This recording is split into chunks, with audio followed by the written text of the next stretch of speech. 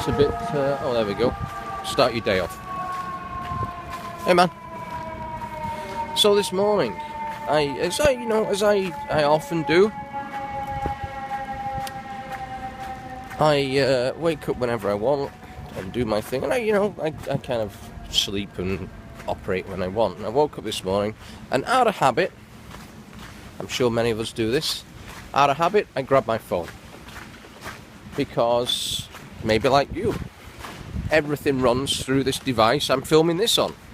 So my messages, my texts, my missed calls, I put it on silent at night, and I utilise Facebook Messenger an awful lot. So, I check my texts, and I can't remember which way around it was, but the first thing I saw knocked me for six. The first thing I saw was Lamar passed away this morning. My friend Lamar Banks. And in my mind, I did probably what everyone else does. And this is the human condition. In my mind, the first thing is, Lamar's 39. I was just talking with him. In my mind, this day and age, I'm thinking, you know what, someone's been hacked here and this is a joke. So I respond, and then I pick up the phone and call, and sadly, it turns out to be true. But then this is how our mind works. Our mind goes into, was it something I did? How was it my fault? Could it be my fault? And the reason I'm saying that is it's a human condition to go inside our head. So here's the story. I've not known Lamar a long time, less than a year. We connected through a business. The first time I called him, he was like super receptive, super enthusiastic, really just friendly guy. And I remember where I was walking through the Lower East Side, somewhere around there, walking up 2nd or 3rd Avenue, and just shooting the shit and laughing and joking about all kinds of nothingness. And in life, sometimes we connect with people and it just feels right, and it felt right. And from there, we spoke a lot and did a lot of things, worked on some stuff, but that's by the by. That's not important. And he was coming up to train with me for 5 days in March, and he was, I know he was enthusiastic about it because Lamar was a guy that wouldn't hide stuff. I mean, some of his public stuff, he wouldn't hide it. So, he was enthusiastic about that and was loving it. He was really into it, and he connected with other people, and he's just had that kind of vibe about him. But I do remember the first time I called him, and we're chatting away in full flow, and he went, oh, you know what, I've got to go, there's some kids here, I want to help out. Boom, that was it. And then it turns out he was doing a lot of stuff like that. A guy that was always helping, always wanted more for the youth.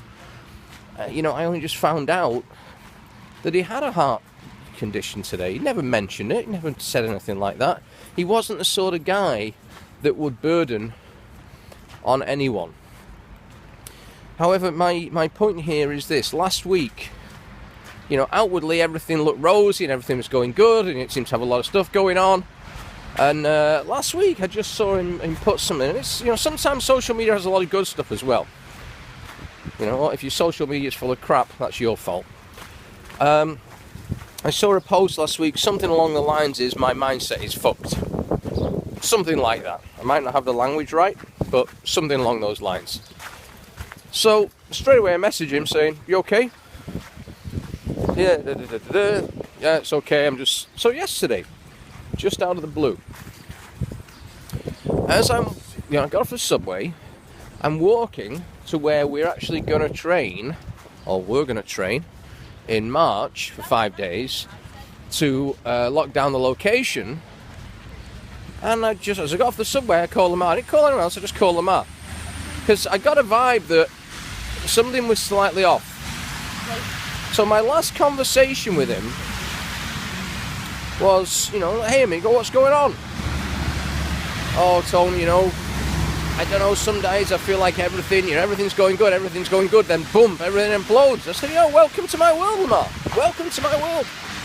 And everyone else's. That stuff goes on. It's not what happens to us in life that makes any difference at all. It's how we respond to it that counts, that's all. And we had a chat, and I said, here's something I just did this morning. Just by chance, while ordering breakfast and waiting, I found out it was the 1st of February, yesterday. And I thought, wow, what have I done so far? It's a third of a quarter of the year gone. I'm not a New Year's resolution guy. I am a constantly work on intentions and goals any minute and any time and any day of the year guy. But one I set out on January the 1st, and I changed the goal up. Initially it was for a month, but I changed the goal up. So it's a different goal now. But I realised, hey, I'd done this goal and it was a tough one for me. Or it would have been a tough one for me unless I'd changed my mindset, which I did. So I did that and realised, well, you know what, I've done that. And just by chance, where I am right now, I ordered breakfast, got a notepad out, which I've got in my pocket right now, and a book. I wrote on the top, I can actually show you this. I wrote on the top, where is it? Oh, there we go. 10 things I've done in 2015. I wrote 10 things down in 10 minutes. Or 5 minutes, whatever it was. Why is this important? It's not about me. So I'm chatting with Lamar, and he's in a bit of a, into his head a little bit. I said, here's what I want you to do, Lamar. Write down 10 things you've already accomplished in 2015 that you've never done before. And he said, Tony, I don't really know of any. I said, here's one you've done. You committed to train with me for a week. He went, shit, yeah, you're right. Okay, there's your starter for 10. Go. And I said, what are you doing today? This is my son's coming over, gonna play with him, throw a ball around, kick a soccer ball, this, that, and the other. And I said, my last sort of thing I said to Lamar was, that's what keeps us young, amigo.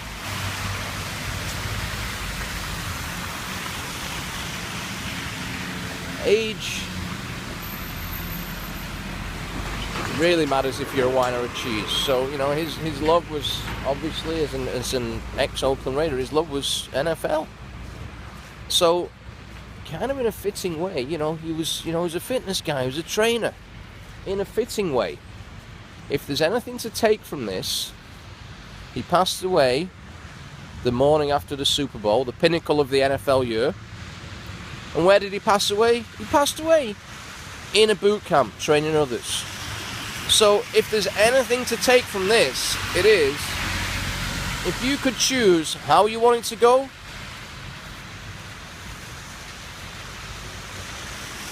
think about that.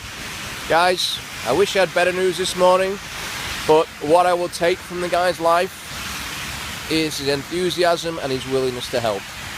So, from a snowy Spanish Harlem, I wish I had better news, but it's not what happens to us in life that matters, it's how we respond to it that counts. Have yourself a wonderful day, guys. Thanks. Bye-bye.